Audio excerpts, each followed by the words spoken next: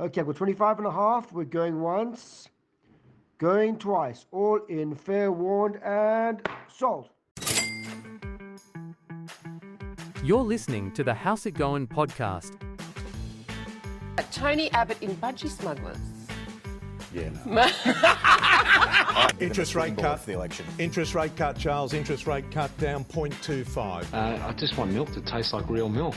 What do you mean the bank is out of money? Insolvent? Let there be 1,000 blossoms bloom as far as I'm concerned.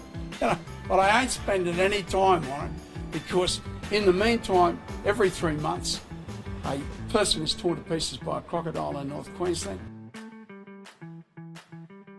Well, how's it going? I'm here today with my co-host, Christian Karamatich and Ben Spatiri. I'm Madison Phipps, and welcome back to episode 11. Thanks very much, Maddie. You nailed that. Great to be Thank here. you. Thanks. I've been practicing. What are we here for? We're here for a Q&A. Straight into it, guys. Yeah. Whoa. Ripping and tearing. Not That's like it. friendly banter at the start, nothing. Nah. We've had too much feedback. Yeah, it's late at night. We've had our dinner. We're ready for bed. Yeah. Nah. I'm pretty ready for bed, yeah. You're ready to go home and just play PlayStation. Honestly, at this rate, I'm going straight to bed. No, we do kind of almost semi have a special guest, though, for our Q&A, depending how you want to classify a special guest. It is Nick Myseski, Madison's wonderful husband, My our production guru. He's not on the camera, so if you're watching and we get reels out of this, he's not going to be on the camera, but he's behind the camera with a microphone. We gave him a microphone. I don't know if that was a good idea. Big move. Hi, Nick. Thank you for having me. Oh, wow. Oh, that's a voice professional. from radio if I've ever heard one. Somehow, I think Maddie said it before, somehow he's managed to weasel his way into this podcast. He has. He started not coming, listening, giving feedback, turning into production manager, and now on the microphone, somehow co-hosting with us. He's having the time of his life over Yeah. there. No, the idea is we haven't looked at the questions, so we want this to be as authentic of a Q&A session Organic. as possible. So Nick's basically going to pick out a few questions. We're just going to answer as many of them as we can. We might only get through 3 or 4, might get through 6, who knows. We're going to just answer as many as we can. Yeah. These come from our lovely viewers from our questionnaire boxes on Instagram. Yeah. So if you guys do have a question, you don't have to wait for a Q&A box. Shoot a DM. We do these every couple of episodes. I think this is our second one now. Just make sure you abuse Ben a little bit in the DM. Yeah. More likely to get the question on the show. 100%. if you do that. Yep. Cool. Well, I just ate it. Yeah, do it. Yeah. I was expecting like a smart ass rebuttal, but I got nothing. I had nothing back. When he gives me nothing back, it makes me feel like a dick. But anyway, Yeah. You are what you say you are. wow. Oh, Wow, there it is. That's what I was waiting for before. Now he's going. Anyway, Nick, Nicholas. take it away. Pick yourself, Nick. pick a question. Any question? Is he directing it at anyone or is he just... I think we'll know putting it which out ones there? are first. I think he's just going to hang it up and then. No, the first one will be good to get a take from all of you. This one's from Oh, Kayla. spicy. Market predictions for 2026. Okay. We'll start off with the real estate agents. Off your hop. Oh, you're going to start from left to right? Yeah. 2026. God, it's always such a very hard thing to try and make I mean, it's a prediction, so don't it's just basically what your thoughts. But to make, Okay, to make my it to thoughts. make it Your easier for you, thoughts. based it on financial year 2026. So from now up until Oh, okay. that's the next 12 months, almost exactly. Well, from I now feel like I recording. would have had a much different opinion maybe 2 or 3 months ago Mm-hmm. because I was promised multiple rate drops. And unfortunately, now I'm being told that my Honestly, mortgage just is... a tease at this Oh, point. oh gosh, we're getting... This is late night. The late night podcast. Reckon is. Really good. We've hit Yeah, it. so I had, in my mind, I had the summer and spring months of 2025 before we commence 2026 were going to boom. But now I'm not as confident that that's going to be the case. What do you guys think? Why are you not as confident? What's changed? I'm just thinking if we're not going to get the 5 or 6 Rate drops. rate drops in the next 6 to 12 months, I don't think it's going to have as big an effect on the market. Like I think we're definitely going to have an influx. They're still warmer predicting months. more rate cuts by the end of the year, though. They're There's still predicting time, Ben. They're It's predicting July. the next. I know, meeting. but that's why we're doing a prediction. I'm just giving my 5 cents. Like, Me telling you to just go with your thoughts and then telling now I'm you. being hammered for them. Yeah, no, I thought it was definitely going to be. I think we talk about this on a weekly basis in the office. There's like under 800 properties on. Yeah, in the Greater Illawarra 794 region. today to be exact. Wow, I'm a love nerd. that. Yeah. Well, there were 2 uploaded in the last few hours. Did you account for those? Oh, no. So under 800. Yeah. When the average is like 1,500. So we're pretty low. Low on stock. Yeah, Low stock very low right on now. stock. So And I don't know. That's yeah. telling me that I'm still finding there's buyer demand out there, but there's 100%. not as much activity because there's not as much stock. I think things are going to stay steady. I Yep. think things are going to remain at. I think we are going to still get really good prices. Mhm. I just don't think we're going to have that heat in terms of numbers at opens, like the amount of offers we are going to receive. Numbers at auction. I just think things are going to remain steady and good. It's to put it really I simple. don't think that's a bad thing. No, I We don't. don't need 2 years ago when there was 100 No. people at an open No, home. exactly. Yeah. Hmm. That's my prediction. Christian? In terms of prices, I'd be willing to wager that the first half of 2026 is going to go pretty bonkers. Reckon? I'd say so. More so because we are anticipating rate cuts.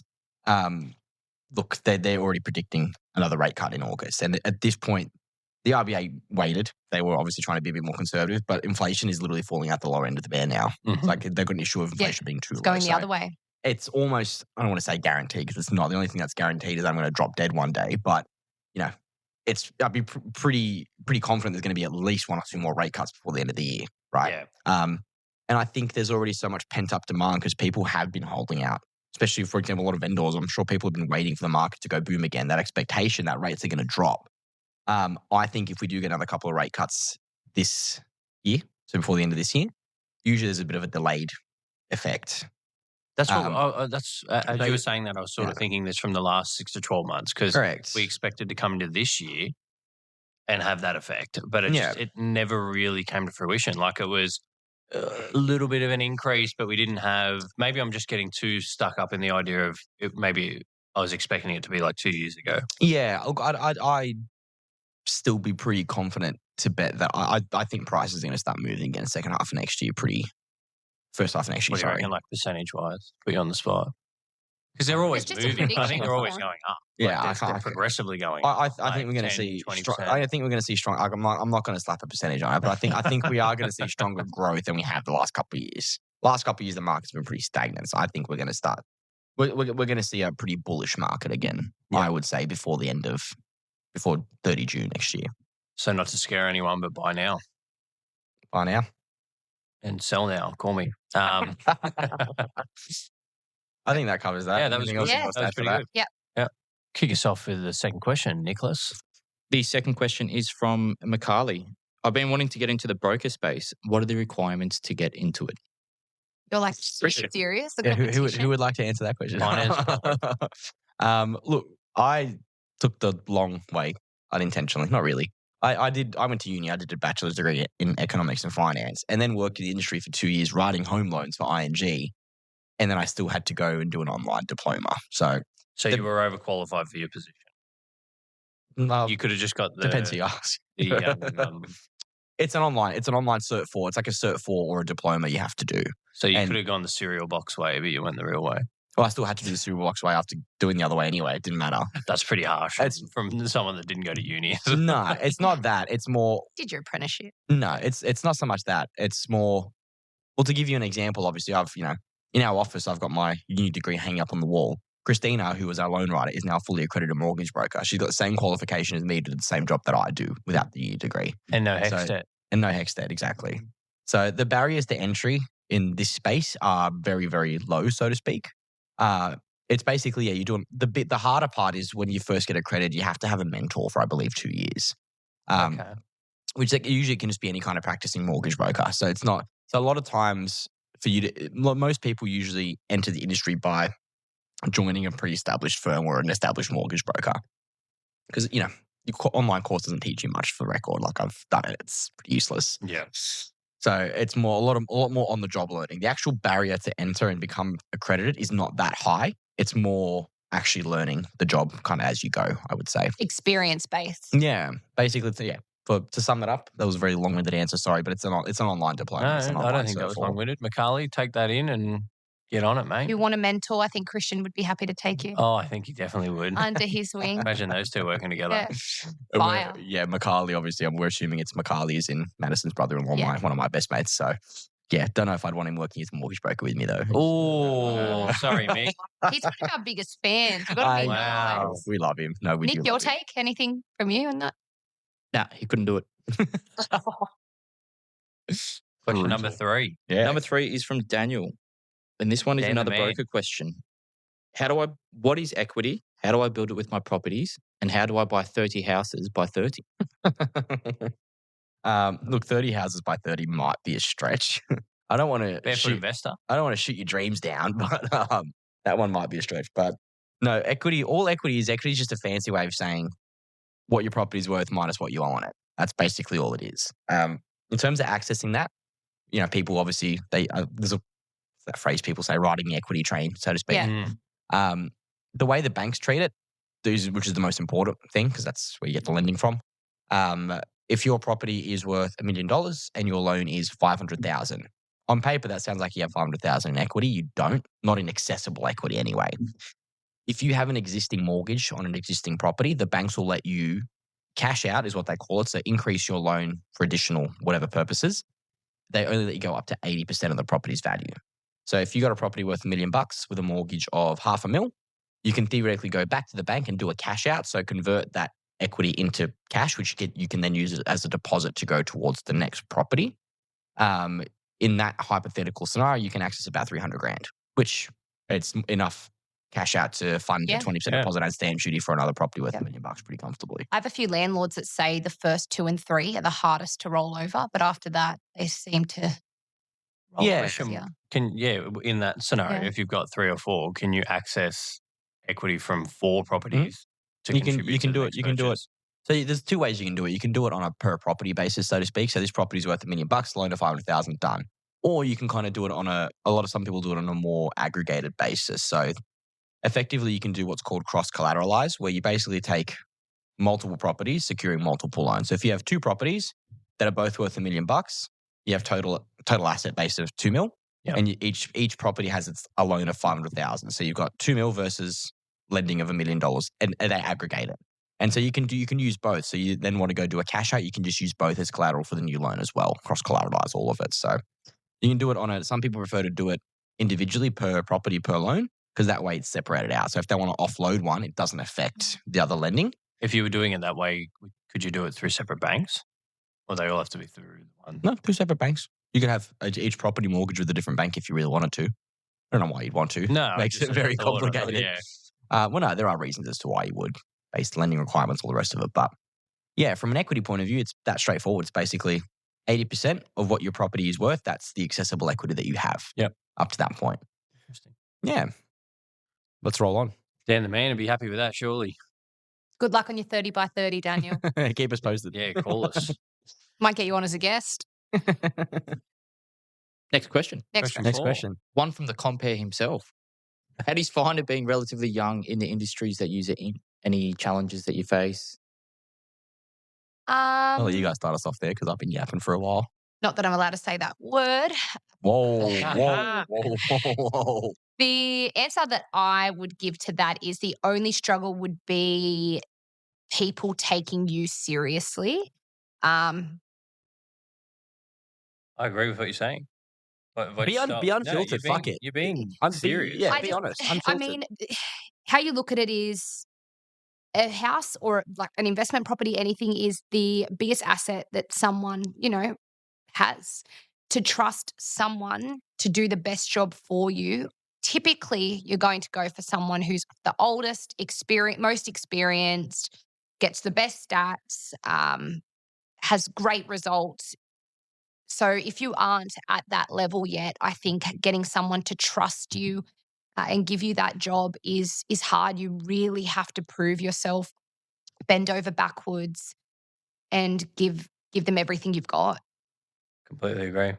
I would have said the exact same thing. As the biggest Yeah. asset that people will ever own, and they're entrusting you with it. So it's when you're younger, generally these people are middle age. Mhm. They've got a family. or One something property, like 2 that. properties. Exactly That's it. right. They So want the it's- best result they can you've get. got a mid-20-year-old walking through your door, and you're like, "How Yeah. can I?" Bit of imposter can I- syndrome sometimes, Yeah. even towards yourself. A Yeah, little exactly bit. right. Like you can do a fantastic job, Yeah. but it's just when you're up against competition that maybe has had 10, 15 years more experience. First thing I got told when I started was the grayer your hair, the better you'll do in the industry. Yeah. Meaning, obviously, older. Yeah, So or hair less dye. hair, less hair, grey hair. Yeah, exactly. That's why Troy's fantastic.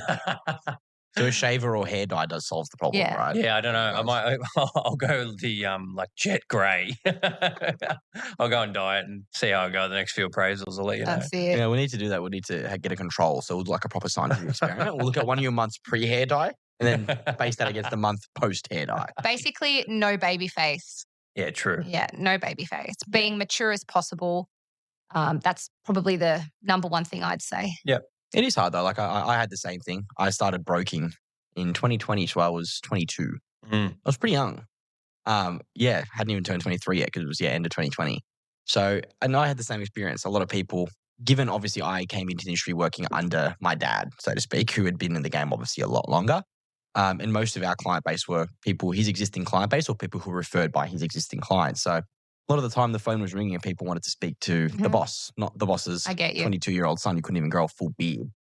Still can't. Still can't. How's Cyril going? Not much has changed. Not well. That one was brutal. I was actually interested. This is why you don't tell Maddie things in confidence. No, but I felt that a lot of the time. And I didn't hold it against people. At the end of the day, I would never hold it against somebody. I was 22. I was really young. Yeah. A lot of kids at that age aren't even out of uni yet. You know, and I was effectively going to write $1 million mortgages for people. It's a lot.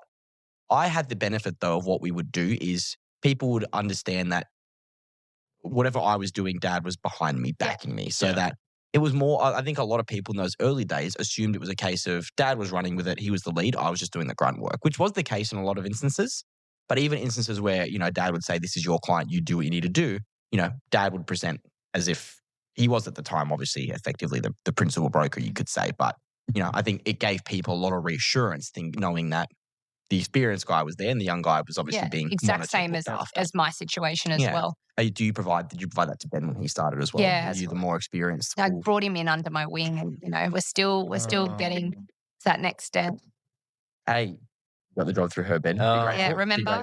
We said on a previous episode we were never going to live it down. Anyway, I think that answers that question. Hopefully, boss Nicholas. That, Nick. No, so age is the common theme that the challenges you face. It's pretty common. Yeah. What else we got? Kind of ties into the back of that is both in your respective industries. How do you get market share, whether it be in the broker space or getting a property to sell? What is your go-to Great question. kind of tactics? I think between me and those two over there, we have very different sources of clientele, I would say. It's a hard question because, when I think of market share, I personally think of the competition aspect with competing with other people. So it's more. Can't give away my secrets. A magician never tells his secrets. Yeah, I feel like it's just a lot of personal branding and marketing. Like having a good brand behind you, like working 100%. Under MMJ, having good marketing. And one of the big things I think is having. Lost my train of thought. Then I was half. Wake up. Cut that bit out.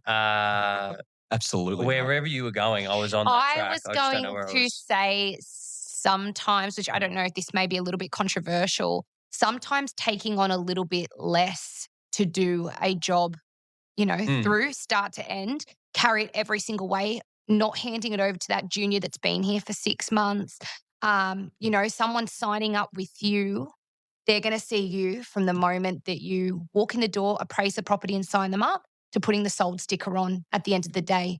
Not, I'm going to sign you up, be here, smile, and sorry, you're not going to speak to me for the next 3 months. Yeah, I think that's a massive point of difference. That in our industry, there's a lot of people that do that. I was going to say, as in market share, it's just having listings is one of the biggest things as well. Because if your name's out there, your signboards exactly, and they kind of roll on from each other. Yeah. It's when you go through that bit of a rut with less listings or even a break with, next to none, worrying about where that next one's going to kind of roll on from, because usually you use momentum to keep them going. Yeah. If you're not out there at opens, you're not meeting people, you're not getting through doors.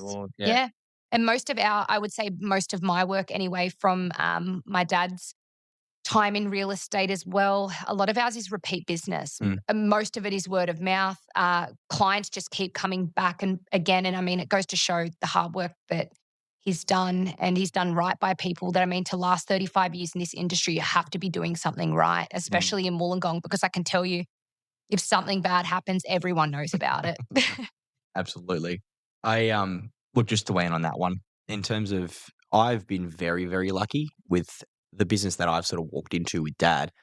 You know, prior to me starting up a little bit with marketing, which is still not much, just running a social media account, getting a website built. Prior to that, it was everything was word of mouth, and it still predominantly is.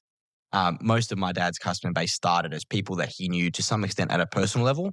He helped them out, did right by them, and they would then obviously refer people to him. And that sort of carried on through me now as well. We've always had enough work to keep us going, keep us busy without actually having to do full-blown market realistically, which is not a position many brokers in this industry are in. It's such a competitive space in the broker market. Our retention rates are insane. And I'm so, so grateful to our clients for that. And again, it comes down to relationship building. And I guess the key difference that I think me and Dad show is that we give a shit. Like we do. We, obviously I can't speak on behalf of my dad, but you know, I in particular, I know because I've done it, how scary that whole process is, especially if it's your first time doing it. And even if it's not something people do often in their lives. Most people do it 2 or 3 times, hopefully. And it's not something people do every other month. So it's a really daunting process. And unless you maintain that relationship with them, even because it could be 20 years in between sales. 100%. You don't have the right to that door. You don't own that loan. You don't own that property. I mean, sticking to those relationships and touching base every now and then. Absolutely. You need to maintain those relationships. And even though you're not getting anything out of it, you still have to keep going. Yeah. And I think for me, the biggest thing is just with how big of a transaction it is for most people in every sense of the word, you treat it with the respect it deserves. And I think a lot of people in both industries fail to understand just how important that is to customers at the end of the day. You have to look at it not just as a transaction, but just actually as a relationship in whole. 100%. If you know what it is for me, I think people respect that. At the end of the day, I don't ever claim to be the best mortgage broker in Australia.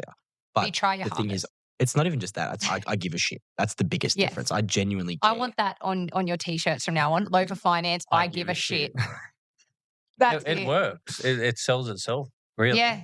Might not be marketable to, you know, that might maybe just a poop emoji or something. Maybe something like that. Or people when he like walks around a corner or like the T-shirt creases, I shit. That is so good. People are going to think I run a plumbing company. It's not best in the number 2 business.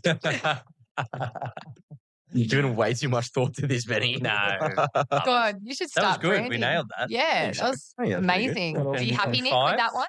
Mr. Fantastic. What else you got for us, bud? Should be 2 quick ones left. Lovely session with Petra Girl. Who is the next co-host? Oh, not co-host. Special guest? I think they mean guest. Or Nick Myseski. There you go. There we go. You joined. You are number 2. We reached out to a couple of people. We just in the works. Timing from out. We were going to try to tee it up for this recording session. We're just scheduling. We do have one in the works who's keen to jump on. Just lining up the schedules. Tiana, property manager at our office at MMJ, she is going to jump on. She's an expert in all things legislation, all things property management.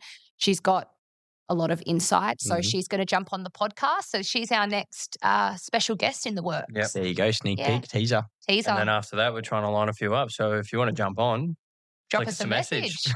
Yeah. You know what? We're going to need a third co-host anyway once Maddie goes overseas. I know. Is it my last episode? Do you think this will be last episode? Can we sneak one in next week? Don't know. We might next Sunday. Yeah, we'll check the calendar. See. We'll check the calendar. Yeah. Check the schedule. See if we line up. What else, Nicholas? What else? We got a little bit more in us. From Kayla. Rapid fire this one. Don't think about it too long. Wollongong suburb with the most growth. As in what? Upcoming growth or already growth? Upcoming growth.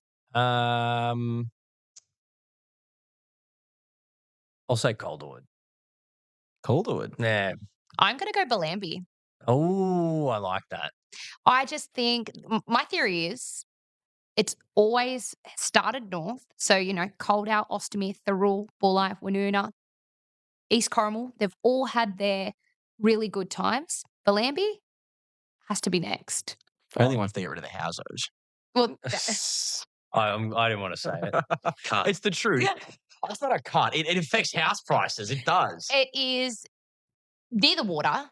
There is no stigma around it to Sydney If people. the housing properties are removed, which they won't be in our lifetime, I don't No. think. It will become. But we can already see. It'll be the next Woonona.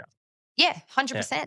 We already have prices in Bellambi going pretty crazy. Like, Yeah, 1-1s, 1-2s for like a 3-bedroom I think cottage. 2 years ago, I sold a ex-commission house with a little studio out the back, done, little decent reno.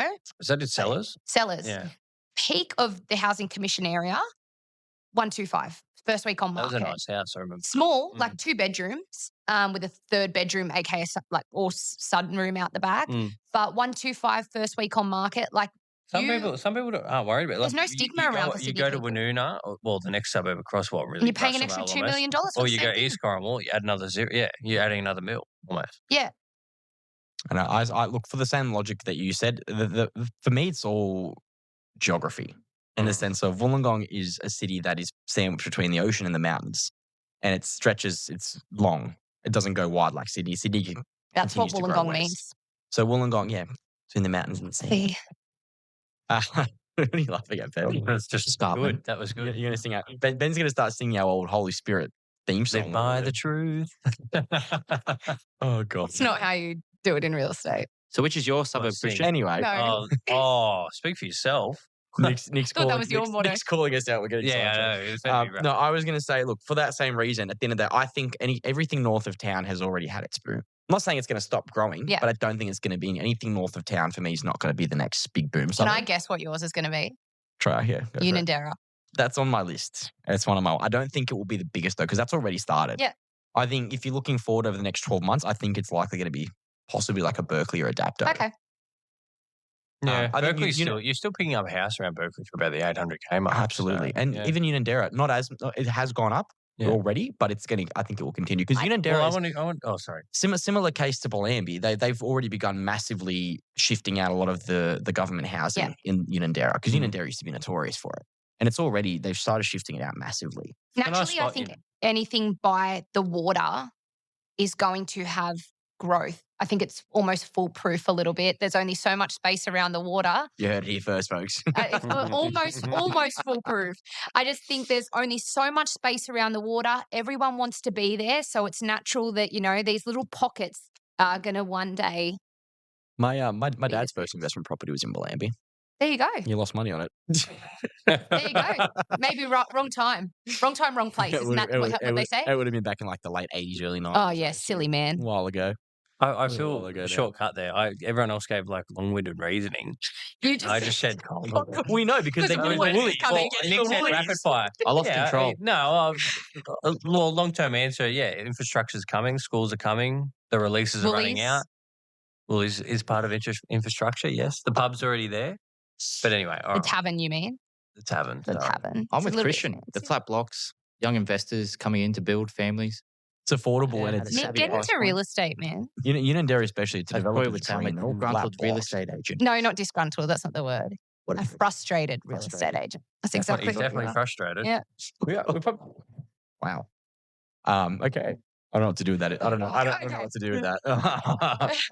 Nick's do we- never coming back. Nicholas, do we have time for one last question, sir? I think we do. I think we can squeeze one more in.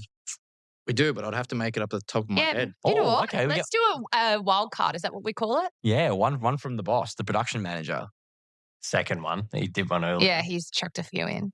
You're all in a lucrative sale kind of aspect of work. Give me a one-liner of a pitch. Oh, that's so good, eh? But That's a good all right, question. hang on. What are we pitching? The podcast or our businesses? Your business. Well, we already did mine. No, what do you offer, Christian? Well, I give a shit. We give a shit.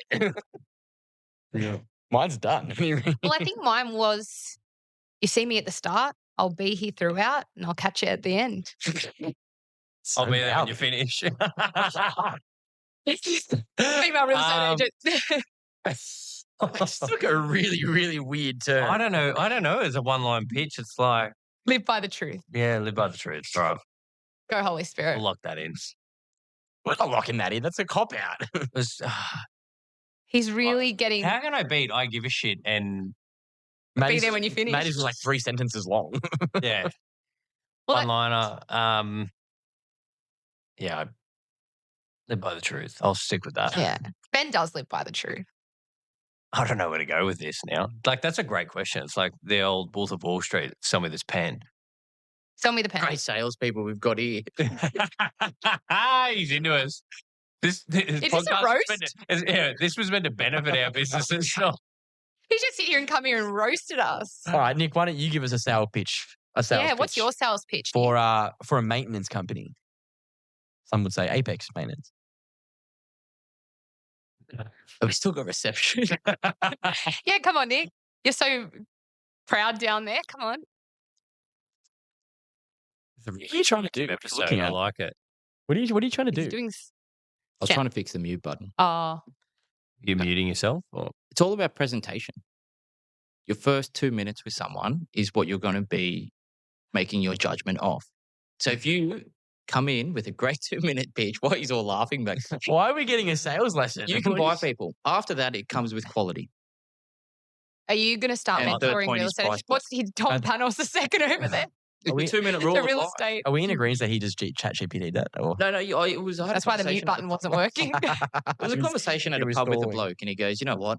Not everyone likes me, but he goes, I like you. I've given you 2 minutes. Yeah, Nick lives by the 2-minute rule, doesn't he? 2-minute rule. 2-minute rule. Does that count for food as well? That was Nick's TED Talk. We Okay. went very off track there, but Yeah, that we was really that did. was Do you know what? I had a good that was an laugh. interesting It's episode. late. Yeah, I think we're going to wrap that one up there, folks. As we said, if you haven't already, go refer our podcast to a family member. If they ask if you know a good one, as I said before, tell them no, but this one's pretty fucking funny anyway. Yeah. I like that. Yeah. We're gonna Every wrap- time he says it, I think I say I like it. Thank you, Ben. Appreciate it. All right, we're wrapping up before this goes any more off topic. And So thank you for If listening. you don't see me, I'm on holidays, but don't listen to anything they've made up as to why my presence is not here. Oh. I'm already waiting for an introduction on that I've been abducted or something of the sort. So That's pretty dark, Mads. I know. I just want to let everyone know. I'm in Europe. Oh, yeah, Maddie, you've got Ciao. Maddie. Yeah, you will be doing chows. Doing the proper ciao. Maddie Maddie and Nick. Nick's going this time. Yeah, Last he's time Maddie going. went overseas, she ditched Nick, but they're Yeah. both going to I'll Europe. take him this time. Yeah, so Maddie, we don't, depending when we get an extra recording session in, Maddie might be here, she might not. So Yeah. just in case she isn't, that's where she is. She's in Europe. Miss you guys. Ciao. I think that's her way of saying let's wrap this up. We need Benny to wrap up though, Ben. You need to do your ciao. Ciao. Ciao.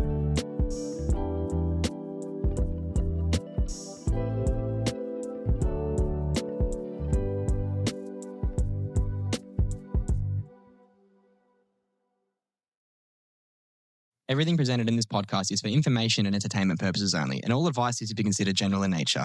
It does not take into account your personal circumstances and financial objectives. Please consider if this advice is right for you and look to consult a financial professional.